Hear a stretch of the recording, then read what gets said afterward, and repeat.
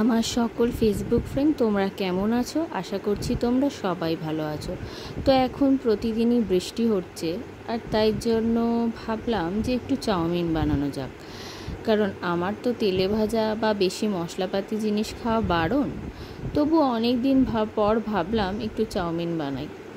তো ওখানে পোগোবুড়ি খেলছিল ডাইনিংয়ে, আর আমি ভাবলাম যে একটু চাউমিন বানিয়ে নিই, আর সেটাও ছোট্ট একটি ভিডিওর মাধ্যমে তোমাদের সাথে শেয়ার করে নিই।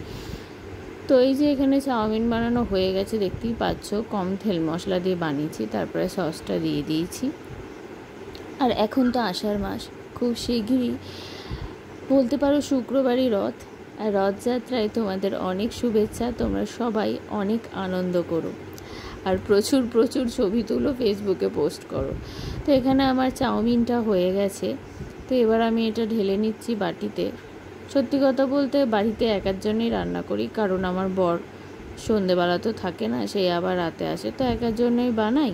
পোগো খেলে খায়, নইলে পোগো খায় না, ওর মন মর্জি। তো এই দেখো এখানে বানিয়ে নিয়েছি, আর ডেকোরেশন বলতে কিছুই করিনি। আর এখানে পোগো বুড়ি খেলছে।